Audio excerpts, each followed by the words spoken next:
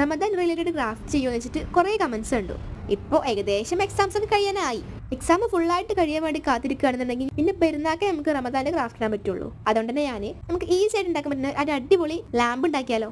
ഇതിനു വേണ്ടി ഞാൻ അന്ന് തന്നെ ഒരു ബ്ലാക്ക് കളർ പേപ്പറിൽ ഒരു മോസ്ക് വരച്ചെടുക്കുകയാണ് ചെയ്യുന്നത്. ഞങ്ങൾക്ക് ഇനി അതന്നെ വേണമെന്നില്ല, കുറച്ച് വലിയൊരു മൂണും അതുപോലെ സ്റ്റാറും വരച്ചെടുത്താലും മതി. ഞാൻ കുറച്ച് അടിപൊളി ആയിക്കോട്ടെ എന്ന് വിചാരിച്ചിട്ടാണ് പള്ളി വരച്ചെടുക്കുന്നത്. എന്നിട്ട് കട്ട് ചെയ്തെടുക്കുക. പിന്നെ നമുക്കൊരു ബേസ് വേണം. ഞാൻ ഇത് ഒട്ടിക്കാൻ വേണ്ടി ആദ്യം വിചാരിച്ചത് ഗ്രീൻ കളർ പേപ്പർ എടുക്കാനാണ്. ഗ്രീൻ എടുക്കുമ്പോൾ കുറച്ചും കൂടി ഒരു ഡാർക്ക് ആയ പോലെ എനിക്ക് തോന്നി. അതുകൊണ്ട് തന്നെ ഞാൻ യെല്ലോ കളർ പേപ്പറാണ് യൂസ് ചെയ്യുന്നത്.